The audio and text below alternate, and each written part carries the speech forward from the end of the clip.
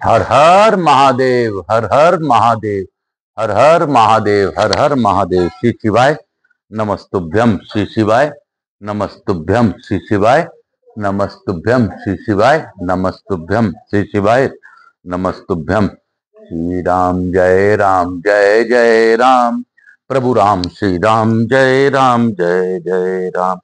रघुपति राघव राजा राम, तपतित तपावन सीताराम। श्री राम जय राम, जय जय राम, प्रभु राम श्री राम, जय राम जय जय राम। प्रभु राम श्री राम, जय राम जय जय राम, प्रभु राम श्री राम, जय राम जय जय राम। आप सबों को वंदन करते हुए तथा यहाँ के स्थान देवता, वास्तु देवता, ग्राम देवता, क्षेत्रपाल देवता गणपति गणेश जी महाराज को नमन करते हुए प्रथम पूज्य देव गणेश जी महाराज का आह्वान करते हुए तथा उनसे प्रार्थना करता हूं कि आप अपनी प्रथम पूज्यता स्वीकार करते हुए इस कथा स्थल पर पधार कर आवाहित समस्त देवी देवताओं को आने का मार्ग दें। मैं यहाँ के स्थान देवता, वास्तु देवता, ग्राम देवता, क्षेत्रपाल देवता तथा रायपुर के सभी देवी देवताओं को मनन करते हुए उनसे प्रार्थना करता हूं कि आप इस कथा स्थल पर पधार कर इस अद्भुत कथा का श्रवण कर हम सभी लोगों को कृतार्थ करें और आशीर्वाद प्रदान करें। मैं अपने कुलदेवी के सरस्वती माता तथा अपने श्रोताओं के कुलदेवता कुलदेवी का भी आह्वान करता हूं। मैं जगन्नाथ जी का, अपने विश्वनाथ जी का भी आह्वान करता हूं। कार्तिक कुमार जी को भी नमन करते हुए अनुरोध करता हूं कि इस कथा स्थल पर रहकर कार्तिक पुराण का अद्भुत कथा का श्रवण करवा कर हमें आशीर्वाद दें। मैं अपने भोलेनाथ मैया पार्वती से अनुरोध करता हूं कि आप गौर बिंदोरा का आसन ग्रहण करें और भावपूर्वक इस कथा का श्रवण कर हम सभी लोगों को आशीर्वाद प्रदान करें। हे महादेव, आप ही मेरे जजमान हो और मैं ही आपको निमित्त कर यह कथा सुना रहा हूं। बाबा 18 पुराणों का मैं प्रण लिया हूं और आज काल भैरव जयंती है, तो सभी को मेरे भोलेनाथ के काल भैरव जयंती की बधाई और भोलेनाथ को भी काल भैरव के रूप में भी नमन और उनसे प्रार्थना करते हुए उनसे अनुरोध करता हूं, हे भोलेनाथ, इस अद्भुत दिन का, अद्भुत श्रवण का, अद्भुत लोगों को के इस पावन दिन का आशीर्वाद प्रदान करें। आज की कथा अभूतपूर्व है। हे बाबा, आप ही मनन करें, आप ही सुन लें और सुनवा लें और कथा का लाभ सभी को प्रदान करें। मैं अपने पितरों को नमन करते हुए पितरों को भी आह्वान करता हूं तथा अपने श्रोताओं के पितरों को भी आह्वान करता हूं। मैं आकाश राजगढ़िया बंसल गोत्र उमा शंकर नारायण देवी कांता राजगढ़ी का पुत्र आचार्य संगीत कृष्ण जी महाराज सांवरिया बाबा के नाम से विख्यात चतुर्थ संप्रदाय के महामंडलेश्वर मेरे गुरु, मैं उनको नमन करते हुए गुरु आज्ञा लेकर आज की कथा प्रारंभ करता हूं। हे गुरुदेव, आप ही हैं जो मुझे सत्य मार्ग की ओर ले गए हैं, क्योंकि गुरु बिना ज्ञान कहां से आए।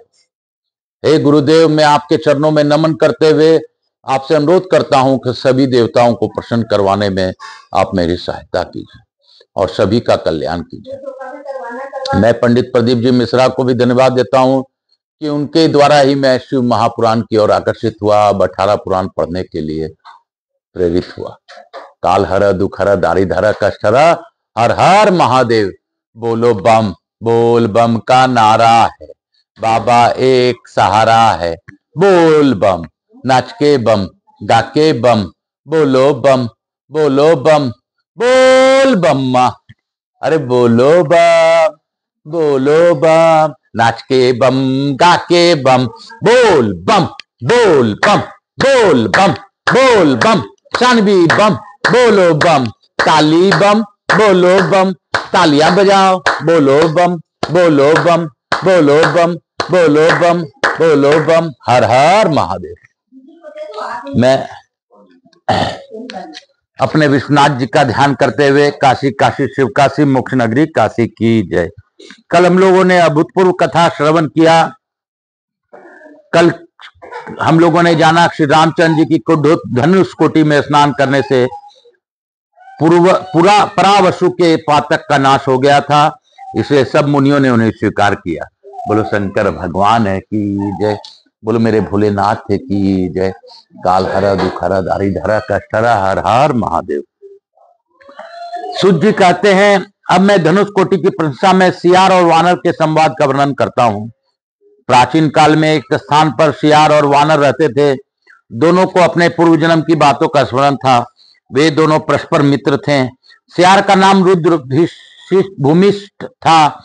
एक समय वानर ने श्रृंगाल को शमशान भूमि में देखकर पूर्व जन्म का स्मरण करते हुए पूछा, सियार, तुमने पूर्व जन्म में कौन सा अत्यंत भयंकर पाप किया था जिसे तुम शमशान भूमि में घृणित एवं दुर्गंध युक्त मुर्दों को खा रहे हो? वानर के ऐसा पूछने पर सियार ने कहा, वानर में पूर्व जन्म में वेदों का पारंगत विद्वान और समस्त कर्म कालपों का ज्ञाता ब्राह्मण था। मेरा नाम वेद शर्मा था। मैंने उस जन्म में एक ब्राह्मण को धन देने के लिए संकल्प करके भी वह धन उसे नहीं दिया।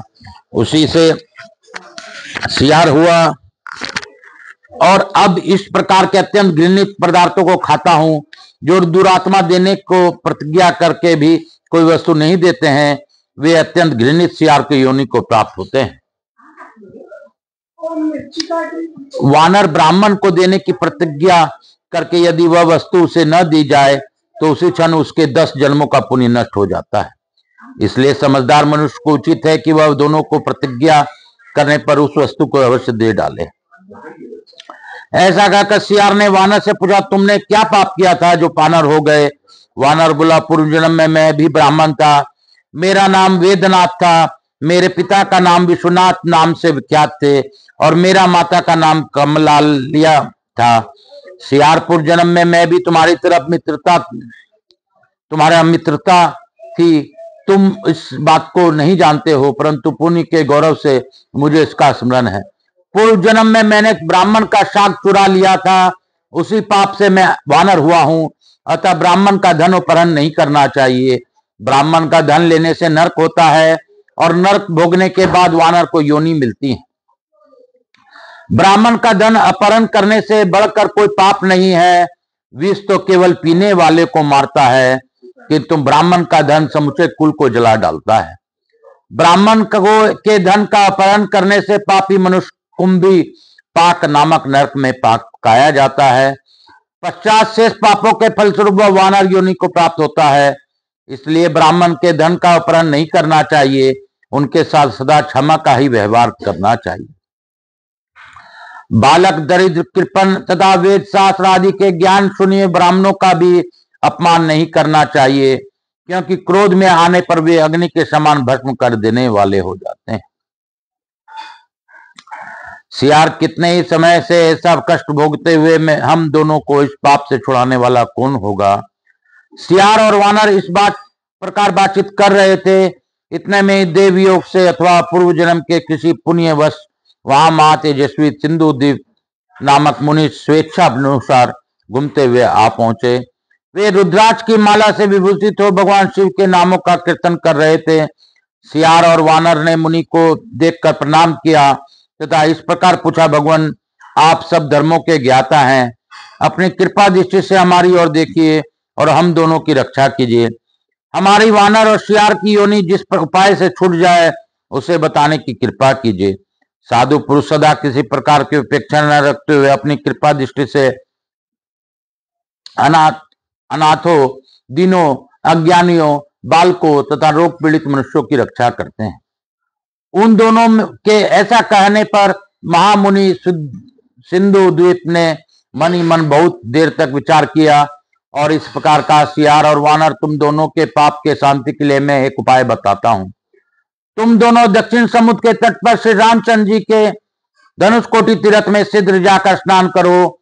ऐसा करने से पाप से मुक्त हो जाओगे। सिंधु द्वीप के इस प्रवचन को सुनकर सियार और वानर बड़े प्रयास से धनुष कोटि में गए और उसके जल में स्नान करके सब पापों से मुक्त हो श्रेष्ठ विमान पर आरूढ़ होकर देवलोक में चले गए। वहां उन्हें इंद्र का आधा आसन प्राप्त हुआ। गोदावरी के तट पर दुराचार नाम से प्रसिद्ध एक ब्राह्मण रहता था। वह बड़ा पापी और निर्दयता पूर्ण कर्म करने वाला था। ब्रह्म हत्यारे, शराबी, स्वर्ण की चोरी करने वाले तथा गुरु पत्नीगामी महापातकियों के संसद से दूषित होकर वह सदा वैसे ही लोगों के साथ निवास करता था।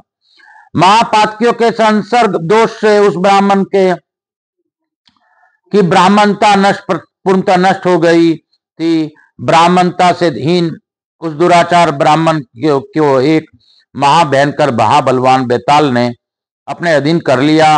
वेताल के आवेश में अत्यंत पीड़ित एवं परवश होकर वह देश देश और वन वन घूमने लगा। घूमते घूमते वह श्री रामचंद्र जी के धनुष कोटि में चला गया। वहां बेताल में प्रेरित करके उसे धनुष कोटि में जल में नहलाया। स्नान करके वे ज्यों ही जल से निकला, बेताल ने उसे छोड़ दिया। तब वह ब्राह्मण स्वस्थ होकर विचार करने लगा, यह समुद्र के किनारे कौन सा देश है? गोदावरी के तट पर निवास करने वाला मैं यहाँ कैसे आ गया? इसी चिंता में पड़ा हुआ वह धनुष कोटि निवासी योगी परवर महात्मा दत्तात्रेय के पास गया और उन्हें प्रणाम करके बोला, भगवान, मैं नहीं जानता यह कौन सा देश है। मेरा घर तो गोदावरी के किनारे है, मैं यहाँ कैसे आ गया? यह सब बताने की कृपा करें। उसकी यह बात सुनकर महायोगी दत्तात्रेय ने थोड़ी देर तक ध्यान करके कहा, पहले महापातकियों के संसर्ग से तुम्हारी ब्राह्मणता नष्ट हो गई थी, इसलिए तुम्हें किसी बेताल ने पकड़ लिया। उसी के आवेश से विवश होकर तुम यहाँ आए हो। बेताल ने तुम्हें धनुष कोटि के जल में नहलाया है। धनुष कोटि में स्नान करने से ही तुम्हारा महापातकियों के संसर्ग का दोष सर्वथा नष्ट हो गया। जिस बेताल ने तुम्हें पकड़ रखा था वह पूर्व जन्म में ब्राह्मण था। उसने अश्वनी मास के कृष्ण पक्ष में पार्वन के विधि से पितरों का हर्ष पूर्वक महालय श्राद्ध नहीं किया, अतः पितरों के शाप देने से वह वेताल भाव को प्राप्त हुआ। इस धनुष कोटि के दर्शन से वह बेताल भी वेताल योनि से मुक्त हो गया। भगवान विष्णु के लोक को प्राप्त हुआ है। जो मनुष्य अश्वनी मास के कृष्ण पक्ष में अत्यंत लोभवश पितरों के देश से महालय श्राद्ध नहीं करते, वे बेताल होते हैं। जो अश्विन मास के कृष्ण पक्ष में महालय श्राद्ध के अवसर पर अपनी शक्ति के अनुसार 1, 2 या 3 ब्राह्मणों का भोजन कराता है, उसकी कभी दुर्गति नहीं होती। भादो शुक्ल पक्ष से लेकर मार्गशीर्ष मास में अंत तक तत्वदर्शी मुनियों ने महालय श्राद्ध का समय बतलाया है। इसमें भी भादो का शुक्ल पक्ष विशिष्ट है और उसकी अपेक्षा भी अश्विन का कृष्ण पक्ष अधिक उत्तम माना गया है। उस कृष्ण पक्ष में प्रतिपदा तिथि को जो मनुष्य भक्ति पूर्वक महालय श्राद्ध करता है, उसके ऊपर सबको पवित्र करने वाले भगवान अग्निदेव प्रसन्न होते हैं। वह अग्निलोक को प्राप्त होता है। जो मनुष्य द्वितीया तिथि में महालय श्राद्ध करता है, उसका ऊपर गिरिजापति भगवान शंकर प्रसन्न होते हैं और वह कैलाश को प्राप्त होता है। जो तृतीया तिथि में भक्ति पूर्वक महालय श्राद्ध करता है, उस पर ब्रह्मा, विष्णु और शिव तीनों देवता अनुग्रह करते हैं। इसी प्रकार तृतीया से लेकर चतुर्दशी तक महालय श्राद्ध की उत्तरोत्तर अधिक से अधिक महिमा है।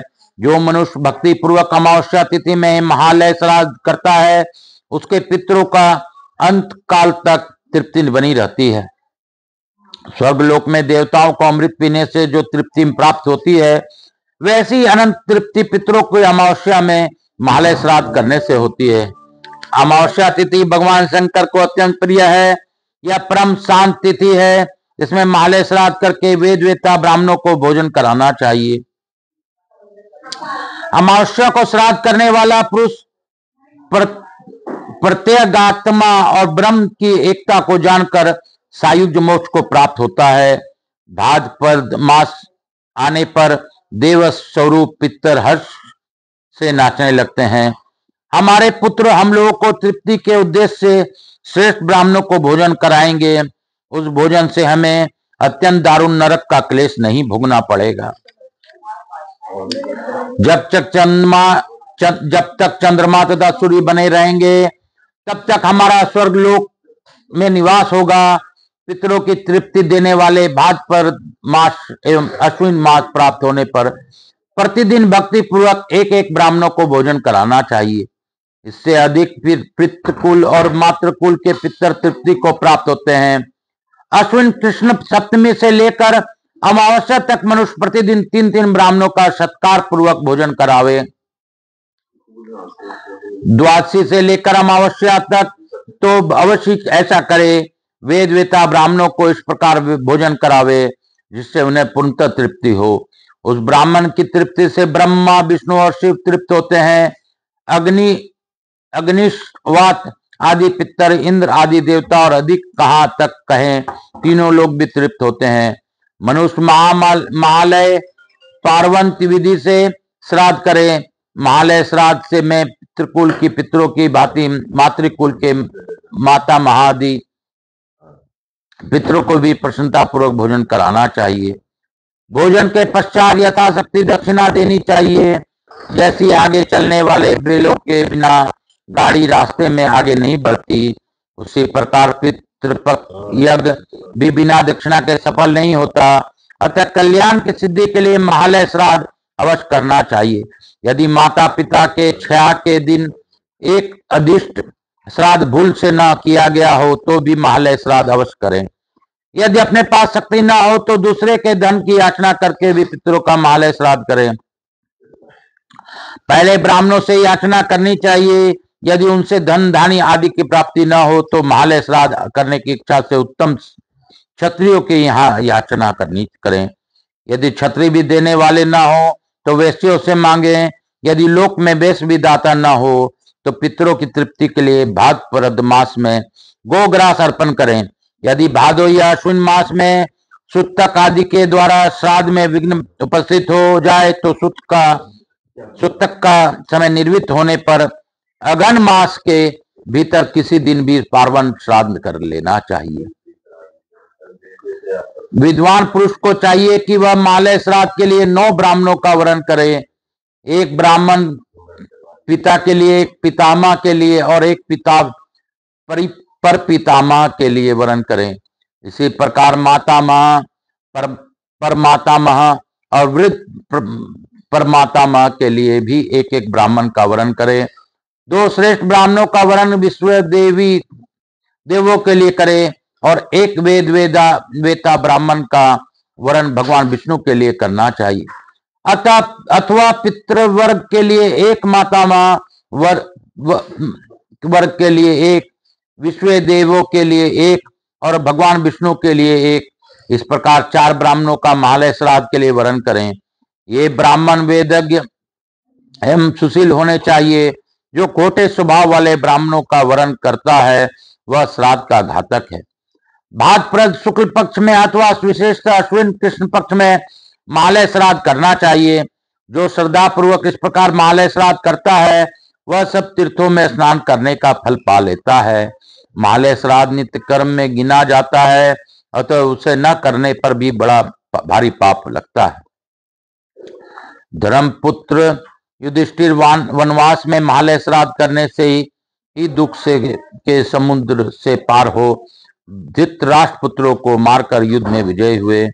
मुनि श्रेष्ठ वशिष्ठ, अत्रि, भृगु, कुश, गौतम, अंगिरा, कश्यप, भारद्वाज, विश्वामित्र, अगस्त, पराशर, मृकंड तथा अन्य मुनिवर विधि पूर्वक उत्तम महालय श्राद्ध का अनुष्ठान करके ही अनिमा आदि 8 सिद्धियां, व्रतों और तपस्याओं के निवास स्थान बन गए। महालय श्राद्ध करने से ही उन्हें सर्वश्रेष्ठ स्थान प्राप्त हुआ। अतः अपना कल्याण एवं अभ्युदय चाहने वाले पुरुष को महालय श्राद्ध अवश्य करना चाहिए। तुम्हारे भीतर जिस भूत ने प्रवेश किया था वह पूर्व जन्म में ब्राह्मण था, उसका नाम वेद निधि था। वह महात्मा भरद्वाज का पुत्र तथा कुश स्थली ग्राम का निवासी था। उसने विधि पूर्वक महालय श्राद्ध को नहीं किया, इसीलिए पितरों के शाप से वह बेताल हो गया। दुराचार, तुम भाद्रपद मास अश्विन कृष्ण पक्ष में पितरों की तृप्ति के लिए षड्रस भोजन तैयार करके ब्राह्मणों को भक्ति पूर्वक भोजन कराओ। ऐसा करने से तुम्हें कभी दरिद्रता नहीं होगी और तुम सदा सुखी रहोगे। आज से तुम कभी महापातकियों के संसर्ग में न रखना। मैं तुम्हें आज्ञा देता हूं, अब सिद्धा पूर्वक अपने देश को चले जाओ। योगी दत्तात्रेय मुनि के इस प्रकार आज्ञा देने पर दुराचार कृतार्थ मन से उन्हें प्रणाम करके अपने देश को चला गया। दत्तात्रेय जी के बताए हुए मार्ग के अपने वर्णाश्रमोचित कर्तव्य का पालन करते हुए प्रसन्नता पूर्वक रहने लगा। उसने महापातकियों का संसर्ग त्याग दिया। श्री रामचंद्र जी के धनुष कोटि में स्नान करने की महिमा से दुराचार देहांत होने पर भी परम मोक्ष को प्राप्त हुआ। ब्राह्मणों इस प्रकार मैंने तुम्हें दुराचार के उद्धार को पवित्र कथा कह सुनाई। इस प्रकार धनुष कोटि बड़े बड़े पातकों का नाश करने वाला है। बोलो शंकर भगवान की जय, बोलो काशी विश्वनाथ की जय, बोलो धनुष कोटि तीरथ की जय। काल हर दुख हर दारिद हर हर हर महादेव। आज हम लोगों ने भावपूर्वक धनुष कोटि के कथा का श्रवण किया। इसमें दत्तात्रेय भगवान की कृपा किस प्रकार बनी रहे यह भी जाना कि दत्तात्रेय भगवान ने किस प्रकार महालय श्राद्ध इत्यादि करने के लिए बताया, श्राद्ध का पूर्ण विधान बताया, और यह विधान सभी के लिए कारगर है। इसे जरूर से जरूर अपने इस कथा को सेव करके रखें। श्राद्ध के समय में आप इसका श्रवण कर इसके अनुसार करके देखें। कोई भी बात जो इस ग्रंथ में बताई गई है कभी झूठी नहीं हो सकती, और यह तो स्कंद महापुराण है। यह बिल्कुल ही सभी लोगों को जगाने के लिए ही कथा कही जाती है। तो आप पर मेरे भोलेनाथ की कृपा बनी रहे। इसी के साथ हम लोग लघु आरती करेंगे और लघु आरती कर इस कथा को यहीं पे विराम देंगे। काल हर दुख हर दारिद हर कष्ट हर हर महादेव। शंभु शंभु बोल बम का नारा है, बाबा एक सहारा है। हर हर महादेव, हर हर महादेव, हर हर महादेव, हर हर महादेव।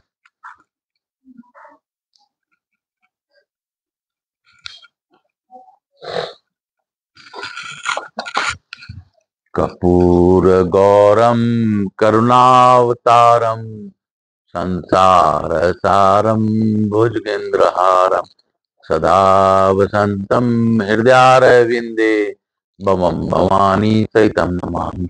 श्री रामचंद्र जय राम जय जय राम, श्री राम जय राम जय जय राम, श्री राम जय राम जय जय राम। मातृदेवी व पितृदेव व सब पितृदेवताभ्यं नमो नमः। समस्त देवी देवताभ्यो स्थान देवता वास्तु देवता ग्राम देवता समस्त देवी देवताभ्यो नमो नमः। स्कंद पुराणाय नमो नमः।